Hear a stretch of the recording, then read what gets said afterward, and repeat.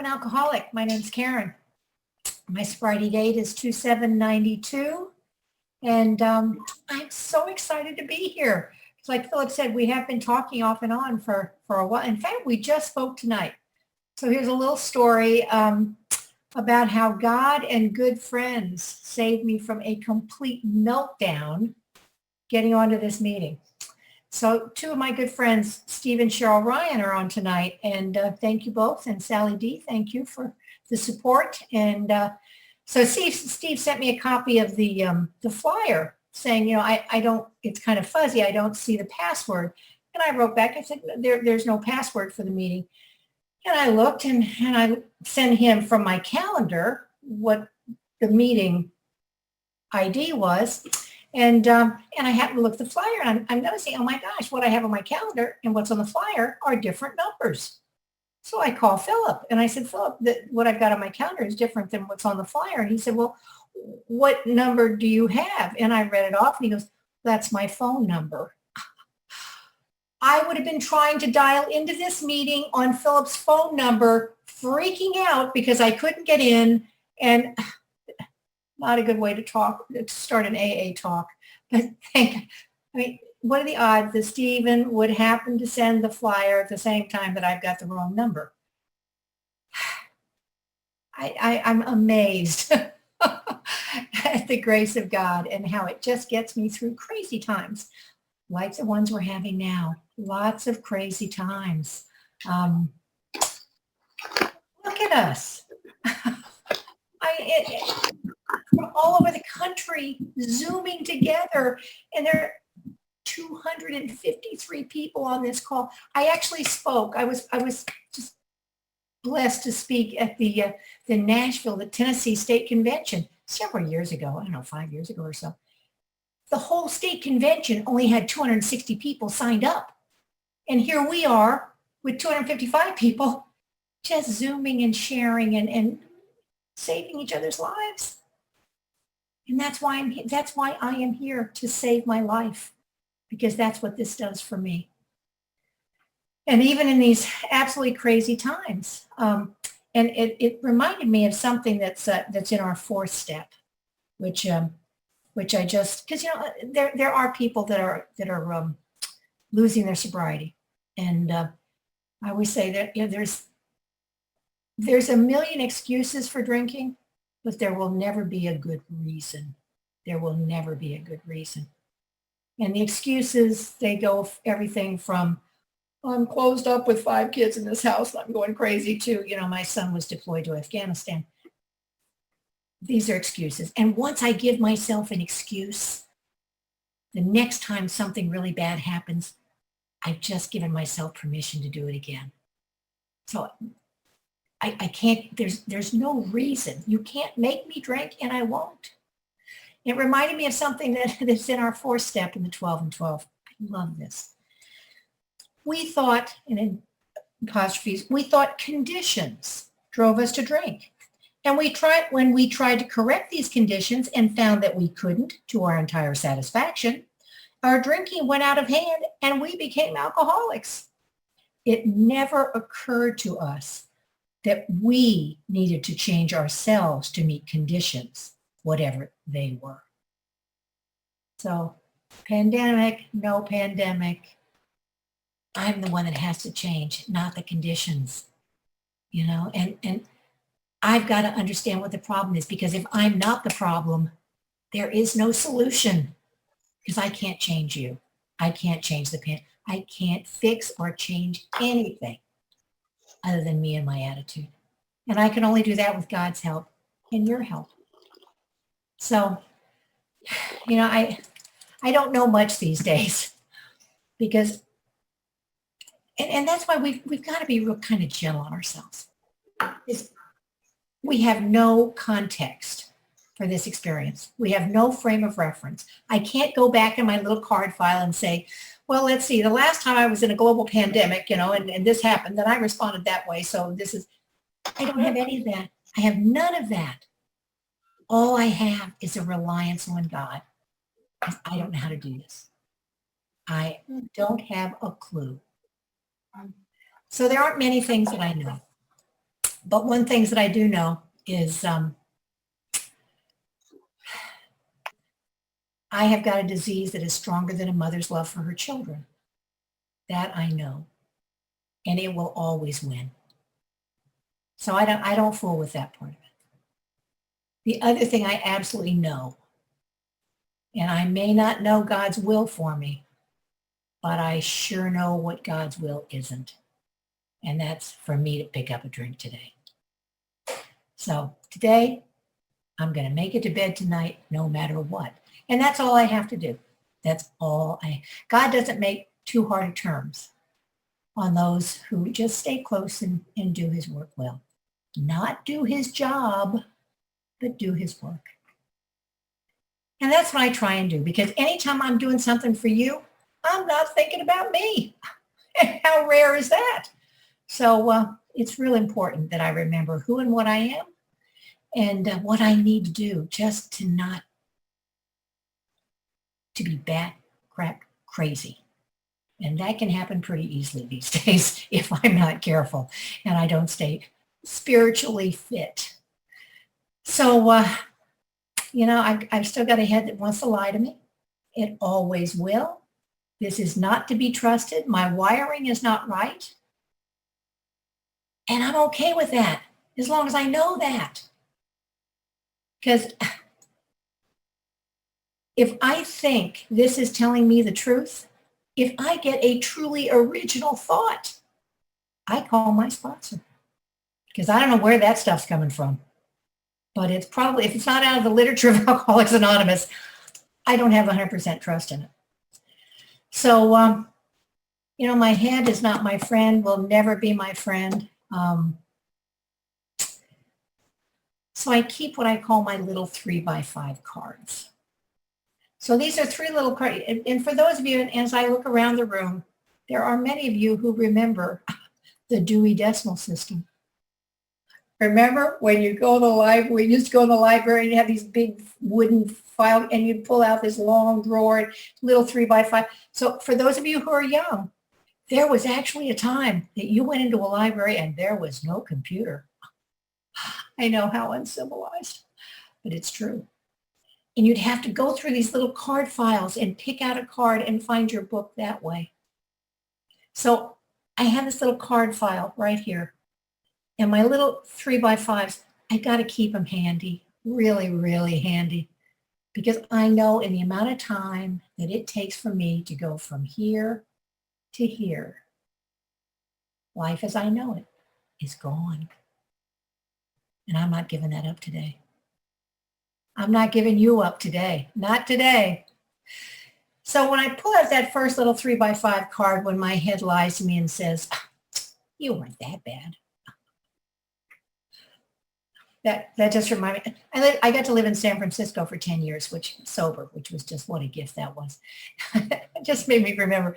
So one time I was sharing at a woman, I don't even think it was a woman's meeting. And I finished and this gal came up to me afterwards and there'd been a newcomer in the back and she came up and she goes, don't worry.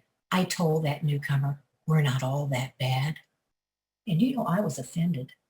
So, what do you, because my head will always tell me I wasn't that bad, even after I had just told my story and probably frightened a newcomer. So this first card I pull out says, Karen, I don't think a normal drinker was arrested 5 times for alcohol and drugs. And I was absolutely convinced to the bottom of my toes that I did not have a drinking problem. I had bad luck with cops. This is the kind of insanity that I can convince myself makes perfect sense. That it's the blondes who catch the breaks, never the brunettes. And I would have carried that to my grave if I hadn't gotten sober. Because that's a level of denial that my disease takes me. Bad luck with cops. Oh my goodness, 5 times.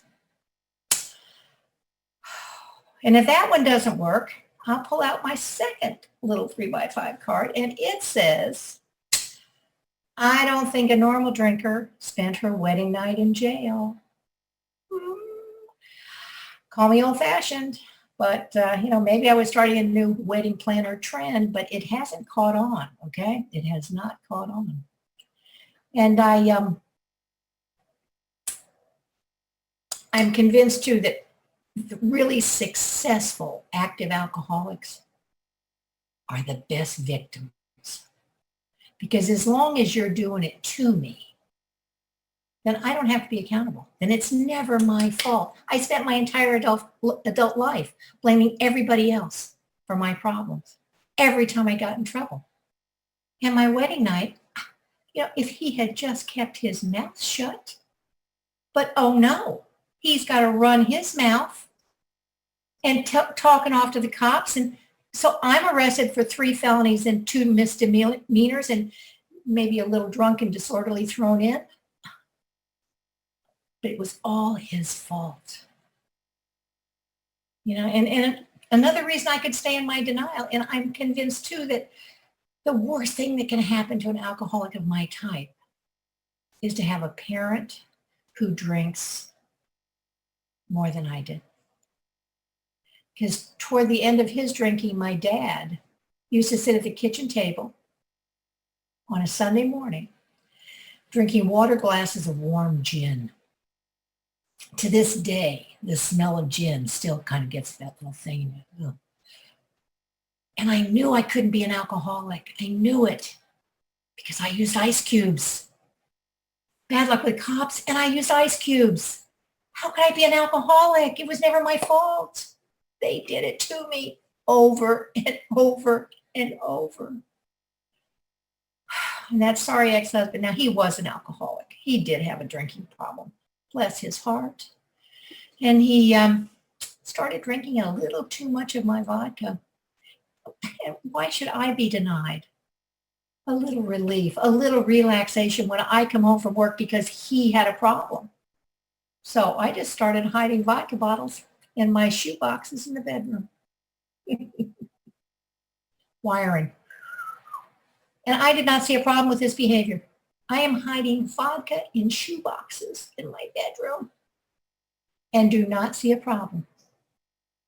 I mean, I look back now and I think, how did I miss this?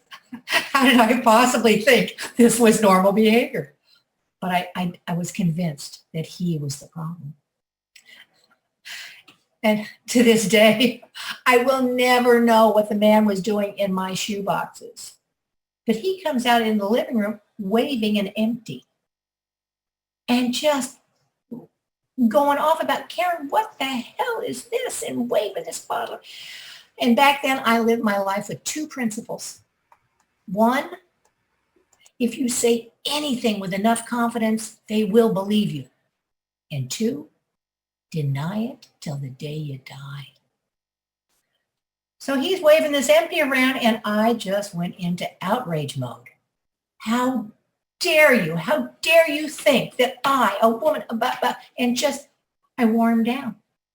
And he finally just gave up. Now, there's only 2 of us living in the house. So if it wasn't his bottle and we didn't have burglars sneaking him in, good chance it was my bottle. But I just wore him down and he gave up. So thank goodness I was able to divorce that horrible alcoholic man. And, work was still going good. We're generally overachievers. We're chameleons. We're the day people and the night people, But I once heard somebody say, but even chameleons know better than to sit on plaid. Because there comes a point when we can't differentiate the real from the false. We can't differentiate the day Karen from the night Karen. Having to leave work a little early. Because, you get a quart low and you got to fill back up. So here I divorced him, and that was here in Tampa. I still joke about, yeah, it's the 3rd time I've lived in Tampa. It's first time sober, but I've got an ex-husband here. Got to leave him somewhere. Oh, I crack myself up. So I divorced him, ended up in Southern California with a promotion. And, work was still doing great until it wasn't. So, We attract our people. We're magnets. I don't know about you guys, but we are magnets for losers. Even when they don't look like losers, they're alcoholics, drug addicts, and just crazy people. Because those are my people. Thank God we're sober now, because you're still my people. So here I'm out there, and it wasn't 9 months before I got popped again. And again, I knew I wasn't an alcoholic because I didn't sit at the kitchen table. We did stuff. We'd go deep sea fishing in Mexico, and we'd do chili cook-offs, caravanning around the Southwest. And these were all just excuses to stay drunk for 3 days. But it looked good because we were doing stuff. We weren't sitting at the kitchen table. So this one particular day, we've been playing softball since 10 in the morning. It's about 7 at night, and I'm getting ready to drive home. And, we've been drinking all day. And so this one wasn't my fault. Now, the other 4, okay, maybe, but this one was not my fault. So I'm driving home, minding my own business. Slightly impaired, but I drove drunk good because I did it all the time. And this old lady, she shouldn't have even been driving. The old bat pulled out in front of me. So I just nicked her on the fender just to show her who was at fault. And my disease had taken me to such heights of arrogance and depths of denial by that stage. I waited for the cops. Why should my insurance rates go up? Because she was the problem. This is the kind of thinking that I look back now and I think, how did I miss the problem? Me. But I didn't. Because that's what alcoholism does. Alcoholism takes away everything that I value, including reason, including intelligence, integrity, femininity. Everything that I value gets stripped. Because it's alcoholism, not alcoholism. So this is something that I've got to be reminded of for the rest of my life. And I'm okay with that because it sure beats thinking I was losing my mind. And toward the end of my drinking, I truly thought I was, because I just wanted to, I had, on the outside, it looked so good. Because that was the mask I had to put on to show all of you I was okay. After the divorce, after the move, if I had to show you that I was not an alcoholic like my dad. And if it was about having stuff, once we had stuff, we'd be fine. And we're not. We're so not. And here I'd be on a Saturday morning in my, with ice cubes, thank you very much, walking around in my bathrobe, not getting dressed for the weekends, wondering why I just wanted to die. I thought I was going crazy. Until finally that 5th arrest, police came. It didn't take them long to see who the problem was. And it certainly wasn't the old lady that pulled out in front of me who shouldn't have been driving. And once again, arms behind my back in handcuffs, taken to jail. And after my 3rd arrest, I used to joke about, I cannot believe that people can go their entire lives without ever seeing the inside of a jail. And here, me, a woman of my stature, has been arrested 3 times. And I think that was so funny. I used to joke about blackouts. I joke about how, God, blackouts are so cool because you save so much time in transit. One minute you're here, the next minute you're there. It's like magic. Thinking I was so funny. And I'm dying. I am dying of alcoholism and I don't even know it. This is the level of denial that it becomes like a shell that nothing penetrates unless it's God.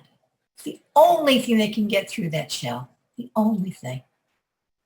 So again, 5th arrest, I'm taken to jail. Thank God I was sentenced to Alcoholics Anonymous.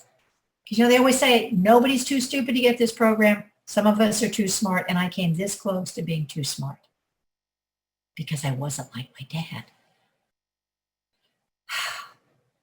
So judge gave me a choice. I could either do 6 weekends in jail, or I could do 6 months in Alcoholics Anonymous.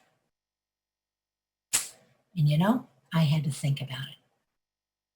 And even talks about that in our literature, how we come to this fork in the road and we have to make a choice between a slow, agonizing alcoholic death or a spiritual solution. And we are the only people I've ever known that truly has to think about it. It's kind of like, well, how slow? It's like really slow. What do you mean agonizing? Can you define agonizing for me? I mean, is it like hurt a lot, or does it I need more information versus a spiritual solution, because that's such a foreign concept, because alcohol had been my solution for so long. And I had this thing. I knew what I needed. I knew how much I needed and when I needed it.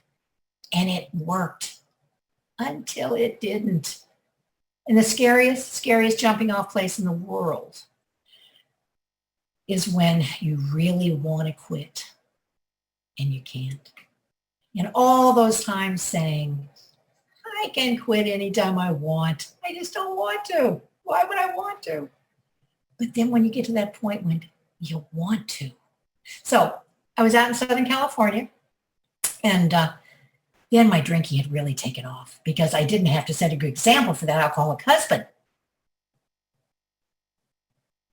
And my drinking got to the point, I'm alone in this little place and no friends, didn't know anybody, and new job. And I literally had poured a bottle of vodka down the sink one night. And I decided, okay, just to prove to myself that I'm not an alcoholic like my dad, I'm going to go a week without drinking. That'll show him. And on day 6, close enough. And I was convinced I'd go in a week. And I couldn't even go a week. And that was the most miserable week that I'd had in a long time. So here I am, sentenced to Alcoholics Anonymous. And they can't do that anymore. Some guy in California took it all the way to the Supreme Court. And the Supreme Court decided that AA is a religion because we talk about God a lot. And as a religion, the separation of church and state, right? The state can't force you to go to church, to go to a religion.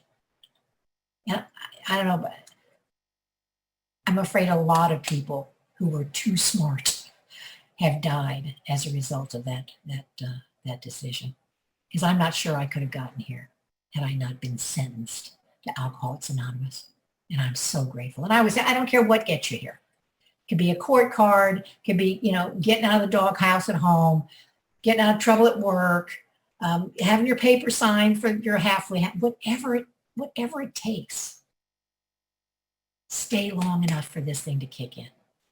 Because if you're an alcoholic, you will catch this disease through your ears like I did. Because I was not an alcoholic when I got here. I was a hard partier. Thank you very much. And I felt so sorry for you people because you didn't know the difference. Unbelievable. So I came to these stupid meetings. Oh my God, they were just ridiculous. They had made such a mistake. They had the wrong person. Why was I here? And you said ridiculous things like, it's the first drink that gets you drunk. And I think, well, then you don't drink like I do. It's 4 or 5 before I catch a buzz. Wusses, you call yourselves alcoholics? I'll bet you don't even drink warm gin. What's the matter with you people? And then you talk about how grateful you were to be an alcoholic. How grateful you were. And I think, oh, hon, you're just drinking the Kool-Aid. How could you possibly be grateful to be an alcoholic like my dad? But, I always enjoyed the meetings. There was something about, the laughter, that real shared experience kind of laughter, not just that laughter that's just that mean-spirited, sarcastic, making fun of somebody laughter like you hear in the bars. And the honesty, the level of honesty and transparency in the meetings, men telling the truth was like, whoa, what? I can't believe it. I'd never heard that before.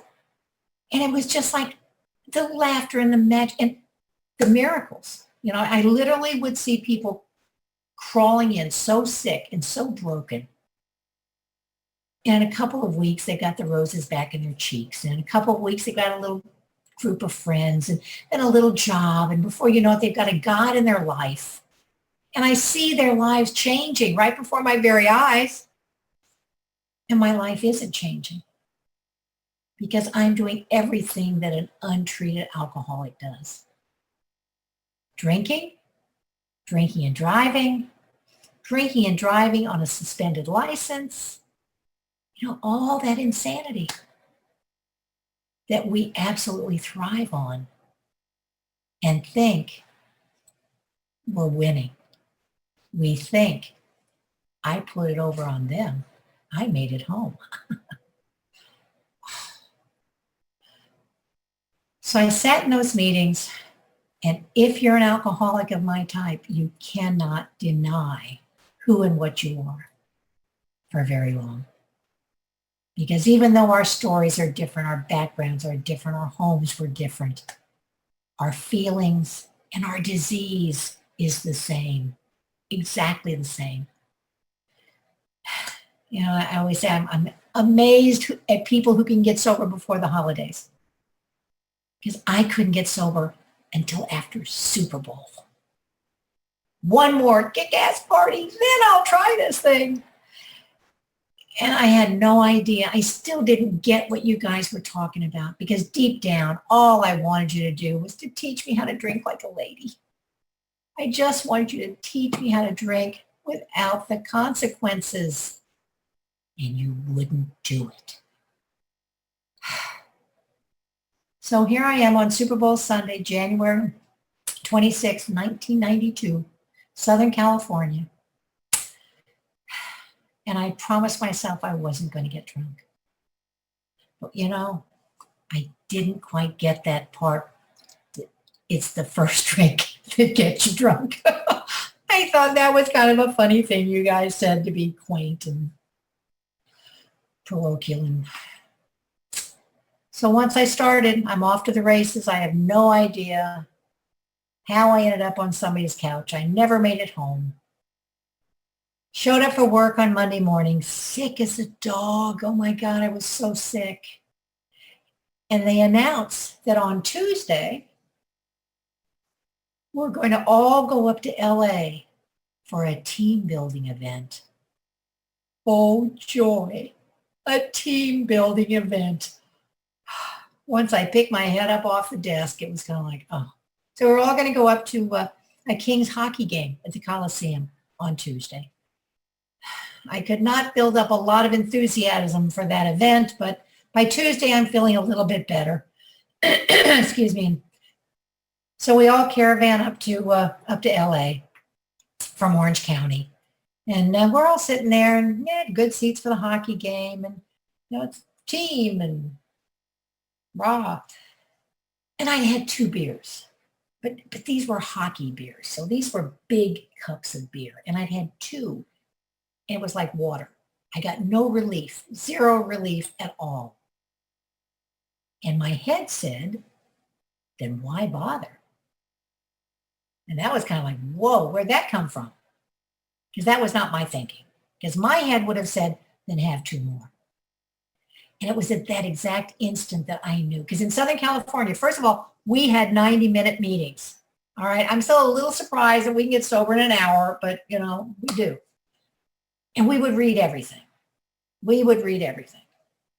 And we read that part in chapter 3, where it talks about the great obsession of every abnormal drinker to control and enjoy his drinking. And on Super Bowl Sunday, when I enjoyed it, I couldn't control it. And at the hockey game, when I controlled it, I couldn't enjoy it. And I knew then, to the bottom of my toes, that I was an alcoholic, just like my dad.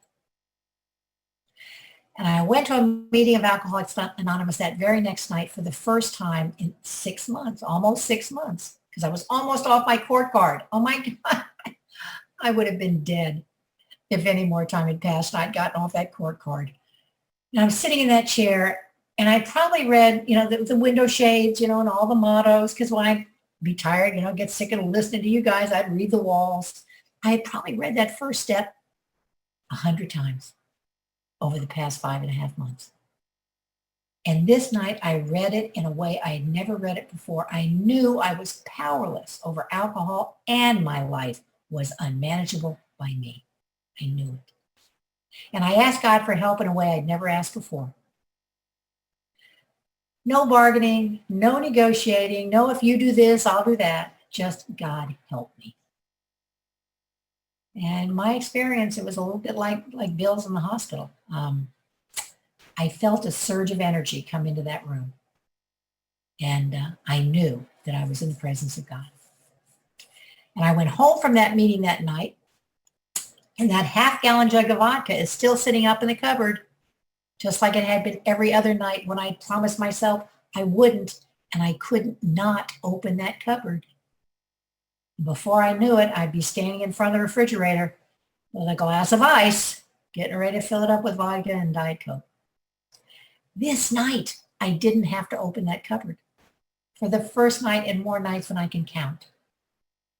So I knew this was God doing for me what I couldn't do. This was God restoring me to sanity because I couldn't not open that cupboard. And from that, and I was a daily drinker for years. And from that night until this, over 28 years, I have not had to open that cupboard. Not that cupboard, not a medicine cabinet, mine or yours, for any mind-altering substance. That's God, because I couldn't not open that cupboard. So the third step was real easy. I had felt the presence of God. God restored me to sanity when I didn't have to open the cupboard. So turning my will and my life over just to the care of a power that was that good to me. How could I not? It just, so at 30 days, I ended up getting my 30-day chip. And they used to be in Southern California, they were little metal keychains with a camel on it. The camel can cross the desert without a drink. I can go 24 hours. And that was a precious piece of metal that I never wanted to let go of. And a friend of mine took me by the hand and drugged me up to Anaheim to a AA conference, a weekend conference. And I'd never seen anything like it. 2,000 sober alcoholics and Al-Anons and their families, and they're partying and they're celebrating, and they're just, the joy of sobriety is just vibrating throughout this conference. And at the end of the day, with everybody saying the Lord's Prayer, I was elevating. It was like, I couldn't believe what I felt. And I went home and I got on my knees in my bedroom and I begged God. I said, God, I want this more than I want my next breath. I said, I don't care what it takes. Take the house, take the car, whatever it takes to stay sober, please. Just let me have this gift. And that was the day that I found out a really important lesson. You guys be really careful what you pray for, because God took it all, everything. There was nothing left.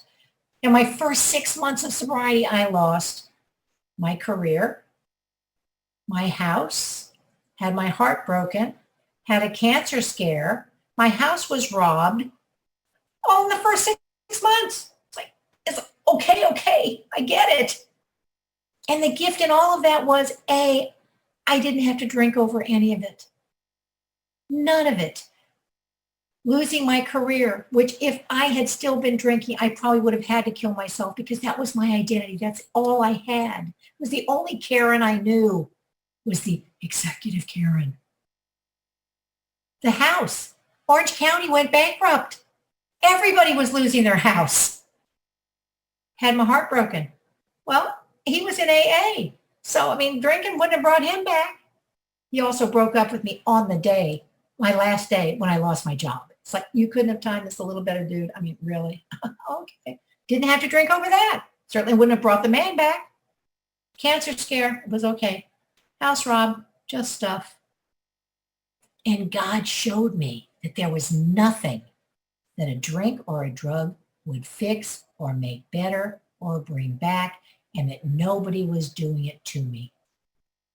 When I lost my career, nobody did it to me. That was the wreckage of my past that created a situation which was just unfixable. So that freedom of no longer being the victim, not only to life, but to this disease. No more of that. So, I lost everything. I was out of work for a year.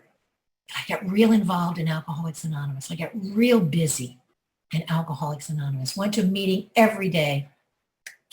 And in fact, I was at a new meeting one day, and a guy had just come back from Las Vegas, and he shared that he had just lost 6 months of sobriety. Or 6 years of sobriety, because he was in Vegas and he had smoked a joint.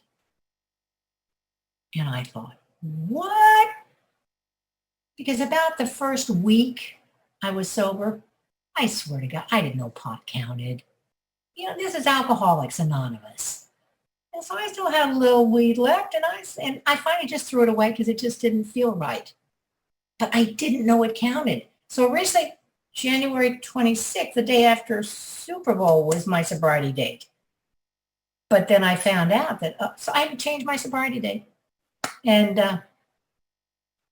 that man that broke my heart in AA said something that has stuck with me all these years and was life-changing. And maybe this is why God put him in my life. So I'm so distraught about having, now I'm the poster girl for AA, and I'm just so excited to be in Alcoholics Anonymous. And the thought of having to admit that my date was wrong and I had to change it was just distraught. I was so distraught. And he said, Karen, we have got the rest of our lives to take chips, but we only have today to be honest. Wow. And those words have been part of who I am. And because that honesty thing, that rigorous honesty thing, which is not brutal frankness, I had to learn that too, but that rigorous honesty thing has truly become part of my DNA. And if somebody says, do these pants make my butt look big? I can't say no if they do. I'll have to say, well, I've seen you wear things that are more attractive. Because I can't lie about anything because I only have today to be honest. There are times at work, I'd say something and I'd be turning around to walk out of somebody's office and realize, geez, Ellen, because I want you to think I'm better than I am. Let's be honest. Speaking of honesty.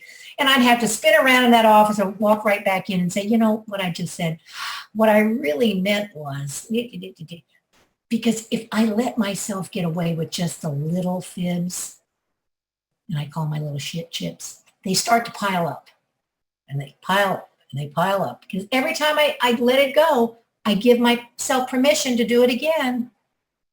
Until finally those little chips are so high I can't see over the top. And if I can't see you, I'm in trouble. I'm in big trouble. So, and that keeping your side of the street clean, well, that's the only side I've got. Of course, I'm going to keep mine. And just to not worry about your side, but I've got to keep mine really clean. So I worked on my steps. I got real busy in Alcoholics Anonymous. And at about 3.5 years, I was transferred up to San Francisco. And I got to be there for 10 years. And what a jewel box. It was so beautiful. I felt so blessed.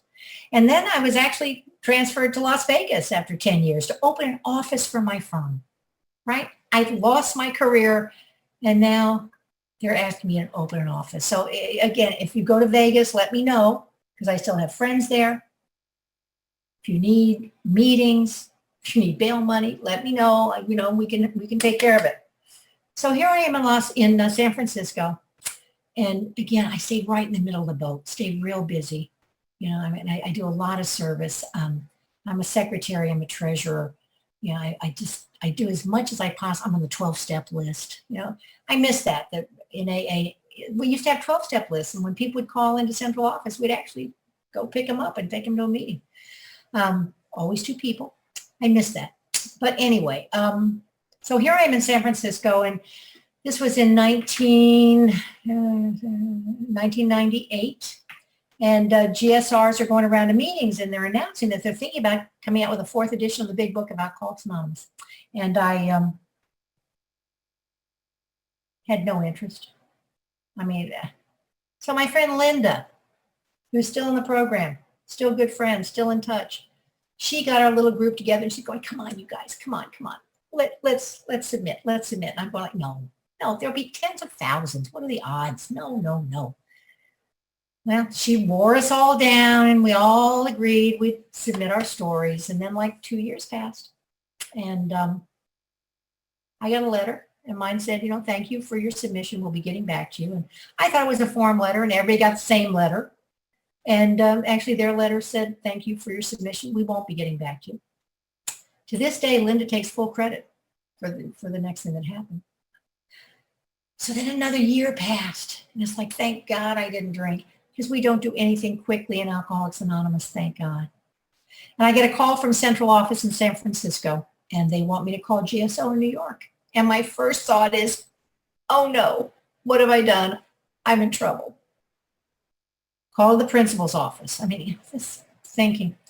So I called, and I told them who I was, and they read me parts of the story to make sure it was mine. And they said I'd been selected to be in the 4th edition of the Big Book of Alcoholics Anonymous. And I closed my office door and burst into tears. And I said, how many were submitted? And they said 2,500. I didn't think that was that many. I figured tens of thousands, right? People all over the world, once in a lifetime opportunity.